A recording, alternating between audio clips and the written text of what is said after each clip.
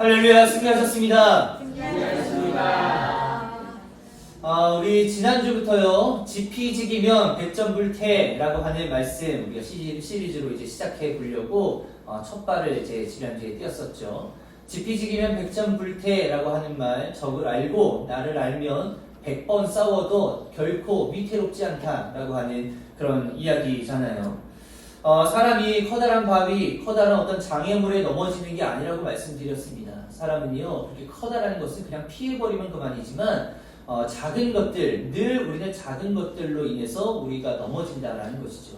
애매한 것들, 아주 사소한 것들로 인해서, 또 어떨 때는 자기 발에도 넘어지는 게 사람들의 인생이기 때문에, 우리는 항상 작은 것들, 그것을 조심해야 된다라고 말씀드렸습니다. 신앙도 마찬가지죠. 대단한 유혹, 대단한 관계가 우리를 넘어뜨리게 만드는 게 아닌 거예요. 아주 사소한 것들과 애매한 것들, 또 우리의 판단력을 아주 그냥 흐리게 만드는 그러한 것들이 우리를 넘어지게 만든다라고 하는 것을 다시 한번 깨닫고, 여러분들 삼가 조심하셔서 여러분들의 믿음을 지켜낼 수 있게 되시기를 예수의 이름으로 간절히 축복합니다. 그래서 지난주에 우리가 첫 번째 교만에 대해서 말씀 나눴었어요. 교만이라고 하는 게 뭐 특별한 게 있는 게 아닙니다. 하나님 없이 내가 모든 것을 할 수 있다라고 하는 그런 어떤 마음을 품고 사는 걸 우리는 교만이라고 이야기하는 것이고, 그것에 반대되는 건 우리는 겸손이라고 이야기할 수 있었죠. 겸손은 뭐냐? 또 반대로 이야기하면 되죠. 하나님 없으면 우리가 아무것도 할 수 없다라고 하는 것을 고백하는 마음이 우리는 겸손이라고 말씀했었습니다. 이게 지난주였었어요. 다들 기억나시죠? 한 주 됐는데 기억 안 나면 안 되죠. 한 5주, 6주 되었을 때 이제 한번 첫 번째 거 여쭤보면 아마 헷갈리실 텐데, 한 주 됐으니까 그렇게 아시면 됩니다. 오늘은 두 번째 시간입니다. 탐욕, 욕심. 옆에 계신 분들과 이렇게 한번 인사 나눠보겠습니다. 욕심 부리지 마세요. 다시 한번, 욕심이 얼굴에 그득합니다. 그러신 분은 없지만 한번 탈피해보자라는 거예요. 가는 토끼 잡으려다가 붙잡은 토끼 놓친다라고 하는 말이 있고요. 소탕대실이라는 말이 있죠. 뭐 굳이 설명하지 않아도 우리 너무나도 잘 아는 그런 의미입니다. 한번 뉴스를 보는데요. 뉴스 제가 잘 안 보거든요. 왜냐면 뉴스 안 보는 이유들이 참 다양하지만 제가 뉴스 왜 안 보냐면 너무 그런 심각한 내용들만 다루는 기사들이 너무 많아가지고 보면요, 뭐 이렇게 좀 우리나라가 좀 잘 살게 되었습니다. 우리나라가 좀 이렇게 흥하게 되었습니다. 뭐 이런 기사들 있으면 참 좋겠지만 맨날 사건 사고 터지는 게 이제 뉴스라서요. 뭐 그런 거 잘 보고 싶지도 않고 관심도 이제 기울여지진 않는데, 제가 한번 이제 뉴스를 보다가요, 그 강원랜드 아시죠? 그 정선에 있는 거, 거기에 대한 이제 뉴스 기사를 좀 본 적이 있어요. 네, 그래서 제가 그걸 통해서 대단한 사람들이 이제 그것을 찾아서 더 많은 것들을 이제 누리기 위해서 그런 걸 찾잖아요. 근데 제가 이제 궁금해서 뉴스를 이제 충족이 되지 않아가지고요, 유튜브를 좀 찾아봤습니다. 유튜브를 찾아서 거기 보니까 도박으로 흥하는 법, 도박으로 부자가 되는 법, 도박으로 조금 더 나은 삶을 사는 법이라고 하는 어떤 제목들로 유튜브에 많은 사람들이 좀 올려놨더라고요. 근데 뭐 그런 것들을 제가 보려고 본 게 아니라 그 아주 특별한 어떤 의미를 담겨놓은 유튜브가 있었어요. 20년 동안 그 정선에서 딜러를 하시는 분이 계셨었는데, 20년인가 10년인가 하면 잘 모르겠어요. 그 정도 이제 딜러를 하셨던 분이 이제 그 정선에 있는 그 강원랜드에서 나와가지고 그 안에 있는 어떤 실태, 그 안에 있는 어떤 시스템, 이런 것들을 이제 그 낱낱이 까발리는 그런 어떤 유튜브를 하셨더라고요. 그래서 이제 그거를 이제 너무 흥미가 있어서 이제 본 거예요. 제가 부자 되려고 본 게 아니라. 제가 그걸 봤습니다. 보니까요, 그 안에 그 분이 이런 얘기를 하더라고요. 부자가 아닌 사람이 도박으로 부자가 된 케이스를 10년, 뭐 20년 동안 자기는 한 번도 보지를 못했다는 거예요. 근데 어떤 것 많이 봤냐면, 부자들이 와가지고 거지가 돼서 나간 경우는 굉장히 많이 봤다라고 이야기를 그분이 하시더라고요.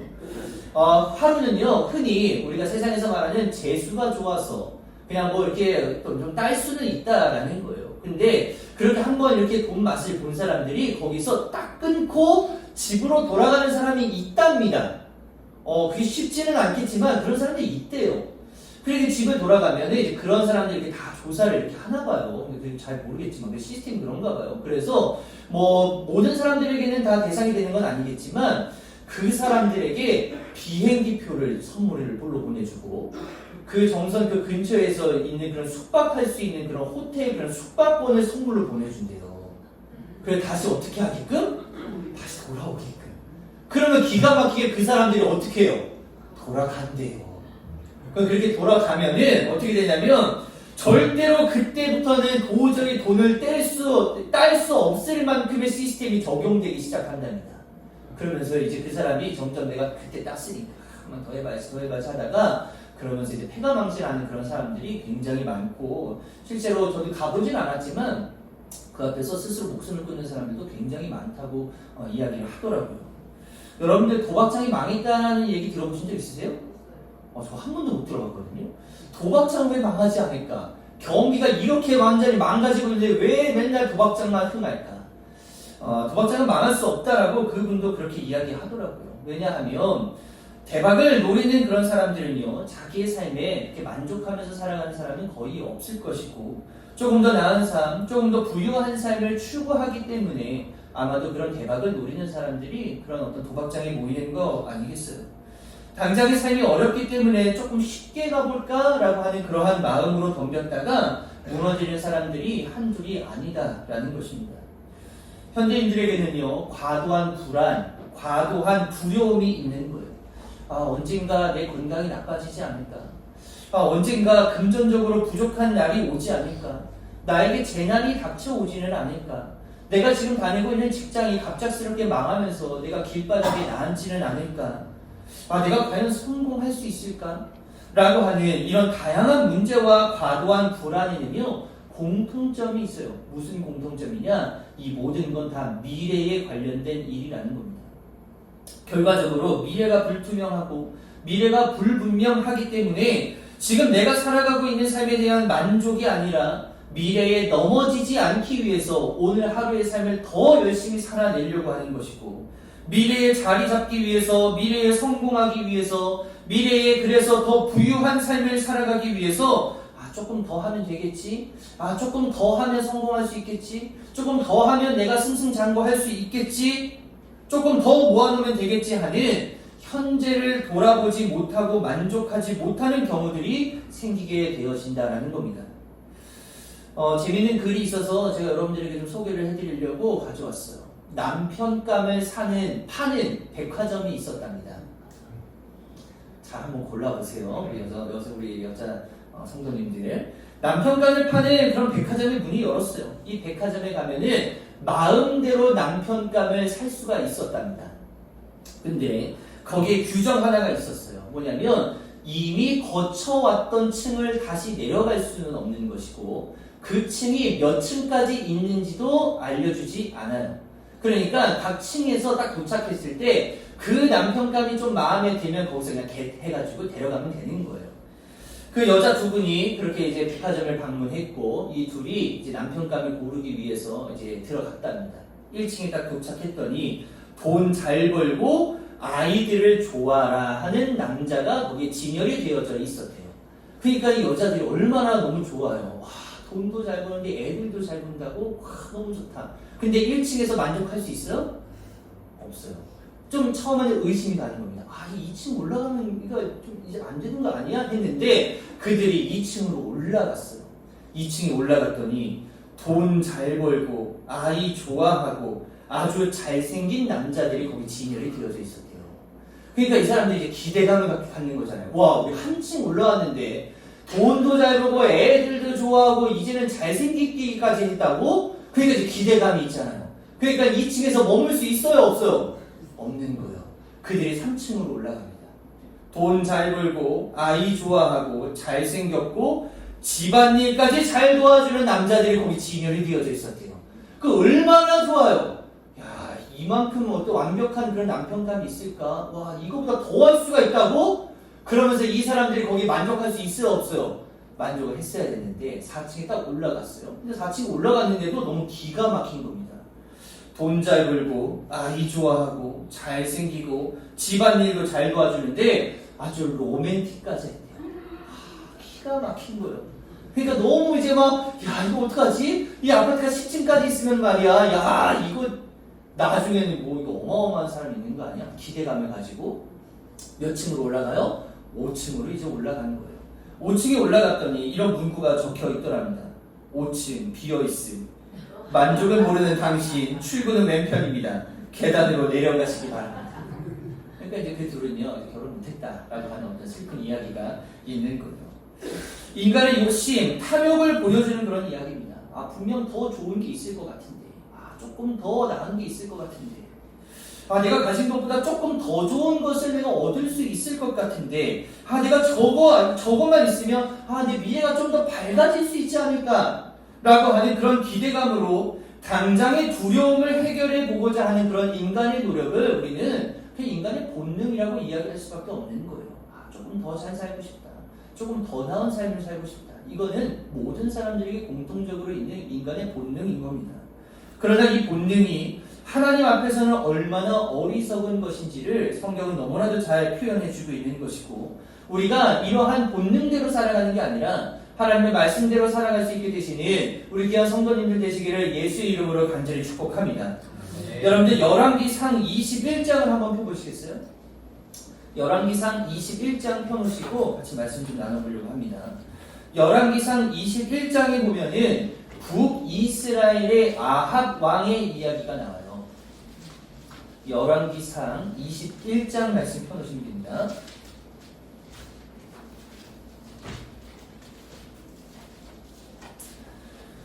북이스라엘 아합 왕은요, 굉장히 질이 좋지 않았었던 왕으로 유명하죠. 이 왕이 유명한 것보다도 이 왕의 아내였었던 이세벨이 훨씬 더 유명합니다. 악질 중에 악질이었던 것으로 유명하죠. 그 아합 왕의 탐욕에 관한 이야기가 이 열왕기상 21장에 기록이 되어져 있어요. 오늘 21장 1절에 보니까 그 후에 이 일이 있으니라 라고 되어져 있어요. 그러니까 지금 이제 벌어질 일들, 21장에 벌어진 일들은 20장에 어떤 일이 있은 후에 벌어진 일이다 라고 우리가 생각할 수 있겠죠. 그 일이 어떤 일이었냐면, 앞에 20장 말씀을 우리가 다 보진 않을 거지만 거기 쭉 제가 간단하게 설명을 드리면, 아람이라고 하는 나라가 있었고 그 아람에 베나닷이라고 하는 왕이 있었습니다. 그 왕이 군대들을 거느리고요, 북이스라엘을 침공하는 사건이 있어져요. 근데 그때 하나님의 도우심으로 이 북이스라엘의 아합 왕이 그들을 완벽하게 무찌르는데 한 번도 아니고 두 번씩이나 이 베나닷을 이제 무찌르게 되는 겁니다. 그리고 나서 하나님께서 이런 은혜를 도와주신 다음에 하나님께서 아합 왕에게 무슨 이야기를 하시냐면, 반드시 벤하닷 왕, 그러니까 아람 왕을 죽여라 라고 이야기를 합니다. 근데 그 아합 왕이요, 그 말씀에 순종하지 않고요, 그를 그대로 살려두게 돼요. 이를 지켜보신 하나님께서 한 선지자를 이 아합 왕에게 보내시는데, 그때 이러한 이야기를 전해 주십니다.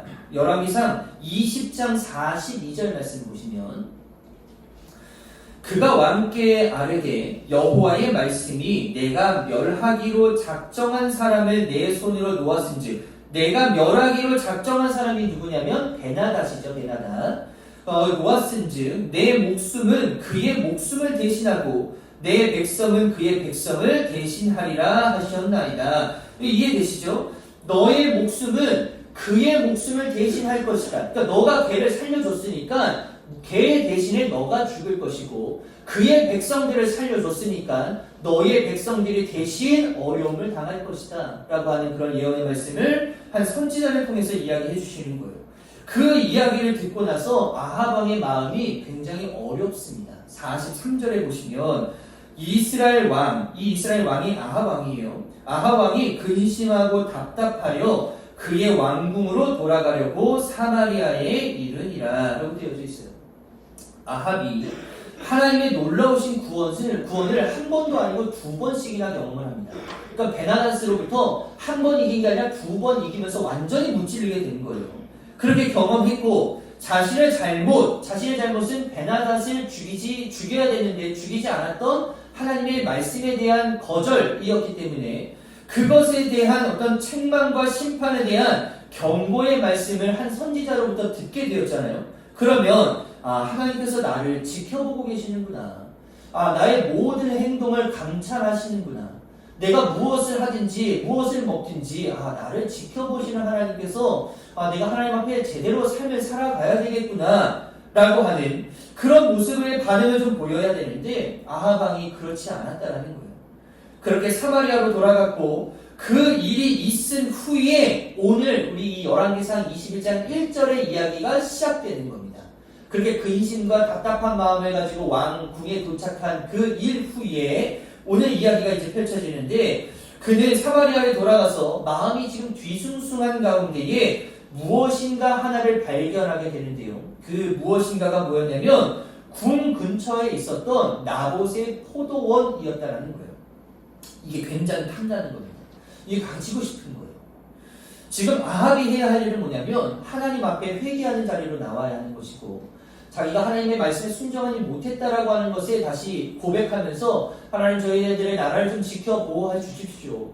우리가 하나님으로부터 베나다스로부터 우리가 지켜낼 수 있었던 것처럼 우리가 다시 하나님을 좀 의지하기를 원합니다 라고 하는 것으로 나아가야 했는데 엉뚱하게도 지금 나봇의 포도원에 기웃기웃거리고 있었다라는 거예요. 하나님의 거절과 심판의 경고가 지금 아합의 마음에 근심과 답답함을 줬어요. 그리고 자신의 미래에는 이제 심판밖에 없을 것이다 라고 하는 그런 마음이 자리 잡게 되었습니다. 하나님이 자기를 떠났구나 라고 하는 것도 그의 마음에는 있게 되어지면서 그의 마음엔 공허함이 찾아왔어요. 하나님 날 떠났구나. 그래서 그 공허함을 어떻게 달래보고자 했냐면 쓸데없는 것으로 자기를 채우려고 했었다라는 것이죠. 욕심이 그 틈을 비집고 들어오고 어차피 죽을 인생 그냥 조금이라도 더 챙겨보자. 내 자손을 위해서 좀 더 이렇게 나눠주려면 조금이라도 더 챙겨봐야 되지 않겠냐라고 하는 그런 욕심이 그의 공허한 마음을 가득 채우기 시작했다라는 거예요. 여러분, 하나님으로 차 있었던 마음에 하나님이 우리의 마음을 헤아려 주지 않으신다라고 하는 마음이 들기 시작하면 사탄은 그 틈을 결코 놓치지 않고 그 틈을 공격함으로 공허함을 세상의 것으로 채우려고 시선을 그쪽으로 돌리게 만든다라고 하는 것을 여러분들 기억하시고 그곳에 시선 빼앗기지 않게 되시는 우리 귀한 성도님들 되시기를 예수의 이름으로 간절히 축복합니다. 결국 아합이요 그 포도원을 갖기 위해서 하나님의 율법과 규례는 전부 다 무시하게 되는 거예요. 분배받았었던 그런 땅에 대해서는 하나님께서 절대로 사람들끼리 거래하지 말아라 라고 말씀하셨습니다. 레위기 25장 23절에 이렇게 되어져 있어요. 토지를 영구히 팔지 말 것은 토지는 다 내 것이다. 하나님께서 말씀하신 거예요. 토지는 사람들끼리 거래하라고 주는 게 아니라 토지는요 그냥 살아갈 수 있도록 하나님께서 허락하신 하나님 거라는 거예요. 이거를 우리가 사고 팔 수 있는 그런 소유의 개념이 아니라는 겁니다. 이미 아합은요 그런 개념이 없어진 지 오랜 시간이 지난 거예요. 나중에는 그것을 빼앗으려고요 아내였었던 이세벨이 투입이 되어가지고 그 일을 완전히 깔끔하게 정리하는데 어떻게 정리하냐면 나봇을요 많은 사람들 앞에 세웁니다. 그리고 나서 불량배 2명을 세우는데요. 그 불량배 2명을 통해서 뭘 하냐면 거짓 증언을 하게 만들어요. 그 거짓 증언이 뭐였냐면 이 나봇이 하나님을 욕했다, 하나님을 저주했다 라고 하는 그런 거짓 증언을 하게 됩니다. 그러면서 거기 있었던 많은 사람들이 야 나봇이 어떻게 저렇게 할 수가 있냐, 왜 하나님을 어떻게 모독할 수 있냐, 하나님 앞에 어떻게 그런 죄악된 모습을 보일 수 있냐, 어떻게 신성을 모독할 수 있냐 라고 하는 저런 죄 악질의 사람은 죽어야 된다 라고 하는 것으로 인해서요 그 자리에서 나봇이 죽게 되는 거예요. 그리고 나봇이 죽은 뒤에 그 포도원을 이 이세벨이 아합에게 가져다 주는 겁니다. 아합이 그걸 가지고 뭐 대단한 걸 한 게 아니에요. 그 포도원을 싹 다 갈아엎고요 정원 만들었어요. 정원, 자기가 보기에 좋은 정원 만들어 놓은 게 다였습니다. 아합의 탐욕이 불러온 그런 악행, 그리고 그것을 실천으로 옮겼었던 그 이세벨, 이 둘이 얼마나 비극적인 최후를 맞이하는지 성경은 너무나도 자세히 기록하고 있거든요. 나중에 아합 왕은요 죽은 뒤에 사람들이 그 시체를 사마리아로 가지고 오거든요.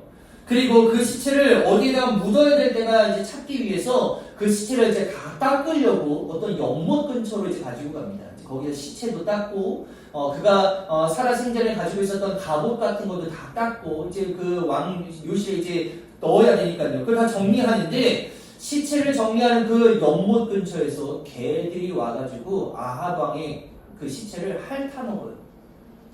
그리고 그 연못은 창녀들이 목욕을 하던 곳이었다라고 성경은 열왕기상 22장에 그렇게 기록이 되어져 있습니다.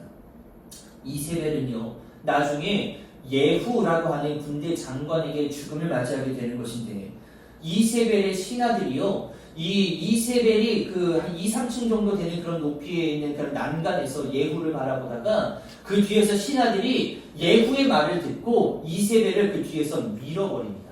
그리고 이세벨은요, 한 3층 정도 되는 그런 난간에서 떨어져서 그 바닥에 떨어져 죽게 되는 것인데, 그때 예후, 그 군대 장관이 하고 있었던 말이 그 이세벨의 시체를 짓밟으면서 완전히 죽여버리는 거예요. 그리고 그 형체를 알아볼 수가 없게 되었고, 그 주검을 어디로 가지고 가냐면 이스라엘의 땅, 오늘 나봇의 포도원이 있었던 땅, 정원을 갖고 놨었던 그 땅으로 가지고 가서 거기에다가 버려버리고, 근데 그 버려버린 게 끝이 아니라 그때 개들이 와서 그 주검을 뜯어먹게 됩니다. 그러니까 이세벨이 이렇게 비참한 결과를 맞이하게 됐다는 거예요. 여러분들, 그 돼지가 하늘을 보지 못한다라고 하는 거 여러분들 아시죠? 아시죠? 돼지는 하늘을 보지 못합니다. 돼지는 땅에 있는 것을 이렇게 파먹는 그런 토굴성 동물이기 때문에 전혀 하늘을 보지 못해요. 돼지는요, 15도 이상 자기의 머리를 하늘로 올리지 못한다라고 이야기를 합니다. 몸의 구조가 그렇게 되어 있다라는 거예요. 그래서 눈앞에 보이는 것에만 반응을 보이고 그것을 닥치는 대로 먹어대는 것이 돼지라는 거예요.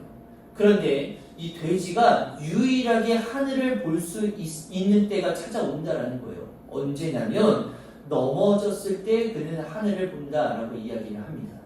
그러니까 돼지는 넘어졌을 때만 하늘을 보는 거예요. 탐욕에 사로잡혀서 욕심 때문에 땅에 있는 것들만 어떻게 하면 쟁취해볼까? 나의 미래를 위해서 저거 어떻게 한번 내가 가져볼까? 나의 삶을 위해서 저런 거 한번 챙겨볼까? 이런 것뿐만이 아니라 지위, 평판, 인기, 권력, 관계, 인성, 내 미래에 대해서 불안함이 크면 클수록 더 많은 집착과 더 많은 미련이 생길 수밖에 없고, 그러면 우리는요, 하늘 못 보는 거예요. 하나님 보지 못하는 겁니다. 언제 볼 수 있는 것이냐? 우리가 그런 거 쟁취하려고 애쓰고 노력하다가 넘어졌을 때 그때나 겨우 하나님 볼 수 있다는 거예요. 과연 그러면 그때 넘어졌을 때나 하나님 보는 것이 우리가 그리스도인이라고 이야기할 수 있을까? 그러면 이 탐욕, 욕심 이겨낼 수 있는 방법 어떻게 하면 이겨낼 수 있을까요? 방법 없어요. 여러분들에게 소개해드릴 수 있는 방법이 없습니다. 욕심을 어떻게 이겨내겠어요?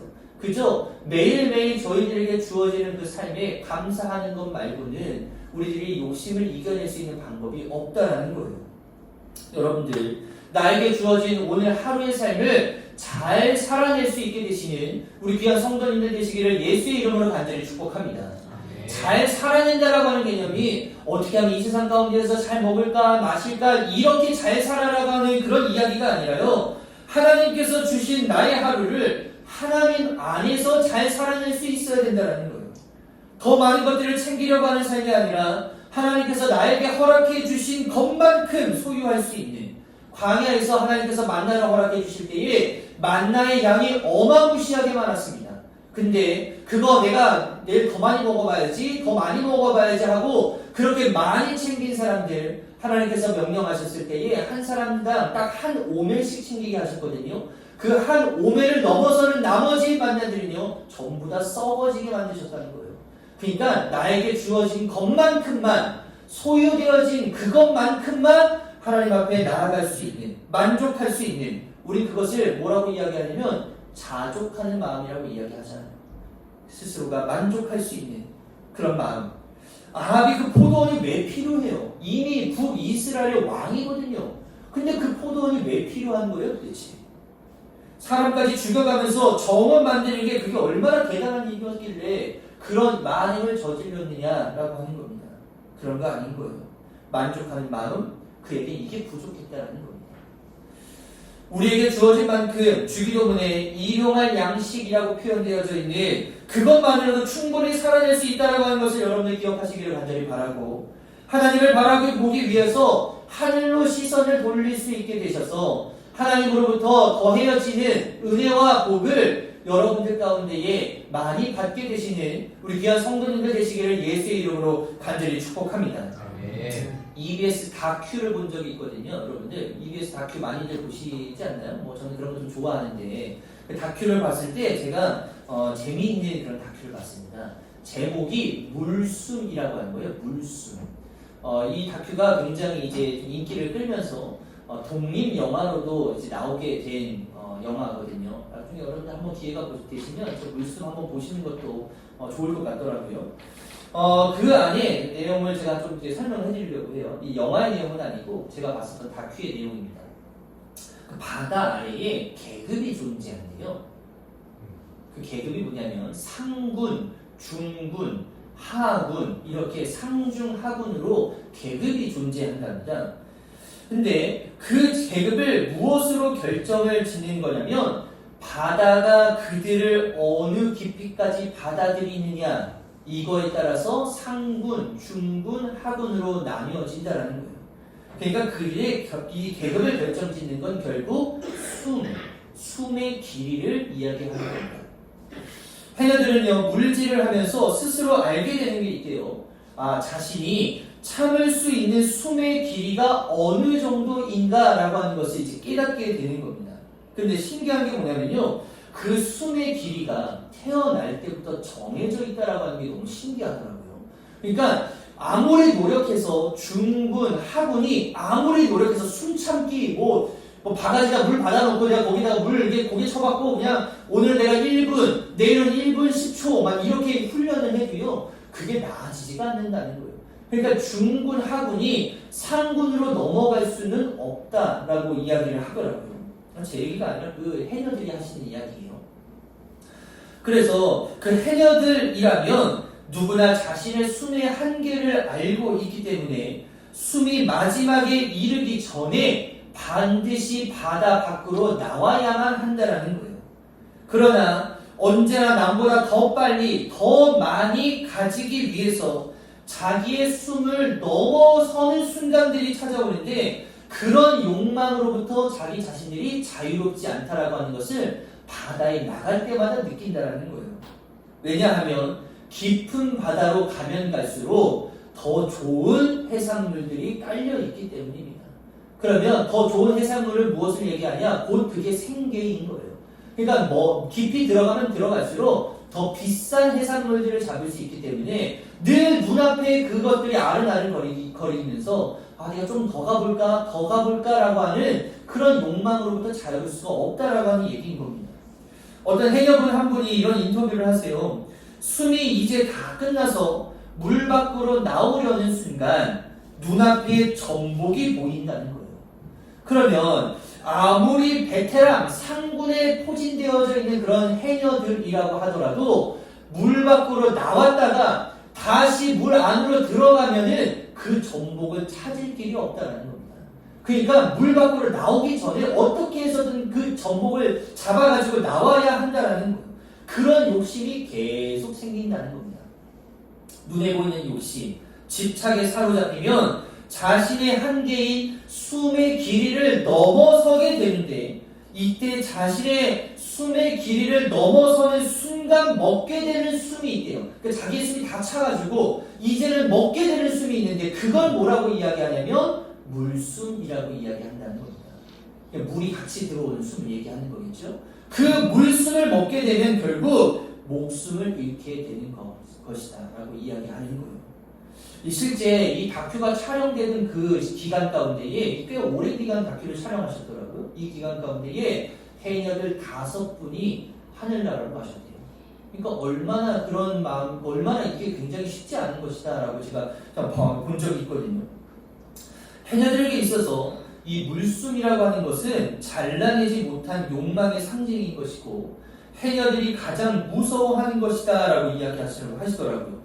이 자신들의 욕망과 욕심에 사로잡히기 전까지는, 그래서 물숨을 먹기 전까지는 이 바다라고 하는 것은 그들에게 놀이터이고 삶의 터전인 것이지만, 욕심과 욕망과 탐욕을 다스리지 못하는 순간에는 그것은 더 이상 놀이터가 아니고 삶의 터전이 아니고 죽음의 자리가 될 수밖에 없다라고 그렇게 해녀들이 이야기한 것을 제가 본 적이 있습니다.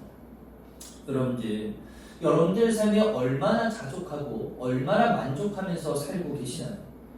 무엇인가를 더 가지기 위해서, 무엇인가를 더 쟁취하기 위해서, 무엇인가를 더 성취하기 위해서 얼마나 많은 욕심을 우리들이 부리며 살아가고 있는지 우리의 삶을 다시 한번 돌아볼 필요가 있다는 거예요. 혹시 그 욕심이 너무 과해서 하나님께서 우리들을 보시고 눈살 찌푸리고 계시는 것은 아닐까라고 하는 것을 우리의 삶을 다시 한번 돌아볼 필요가 있다라고 하는 겁니다. 바라기는 탐욕에서 벗어날 수 있게 되시는, 그리고 주어진 것에 그저 만족하고 자족하며 그것에 감사를 날마다 고백할 수 있게 되시는 우리 귀한 성도님들 되시기를 예수의 이름으로 간절히 축복합니다. 성경에요, 하나님 앞에 욕심 부렸다가 된통 아주 호되게 당한 그런 성경의 인물들 굉장히 많습니다. 오늘 아합과 이세벨뿐만이 아니라 다른 유다도 있었고요, 곳간에 내 거 엄청나게 많이 쌓아놨었던 그런 사람도 있었고요, 아나니아와 삽비라도 있었고 게하시라고 하는 그런 전도사님들이 계셨어요. 그런데 욕심을 버리고 그저 만족하는, 스스로 자족하는 것으로 하나님께 복을 받은 사람도 너무나도 많습니다. 삭개오도 그렇고 아브라함도 그렇고 이삭도 그렇고 수넴 여인도 그렇고 사르밧과도 그랬고 바울도 그랬어요. 오늘의 삶에 만족하며 욕심을 버리는 자들에게는 하나님께서 반드시 귀한 열매로 갚아주신다라고 하는 것을 여러분들 믿음으로 고백할 수 있게 되시기를 간절히 바랍니다. 욕심으로 인해서 틈 생기지 않도록 여러분들의 삶을 다시 한번 돌아보시기를 간절히 바라고, 내가 욕심을 붙잡고 있는 것인가 아니면 하나님을 붙잡고 있는 것인가 다시 한번 여러분들의 삶을 살펴보셔서 자족하고 나에게 주어진 것에서만 만족할 수 있는 그러한 모습 가지셔서 주의 길 열심히 따라 나설 수 있게 되시는 우리 귀한 성도님들 되시기를 예수의 이름으로 간절히 축복합니다.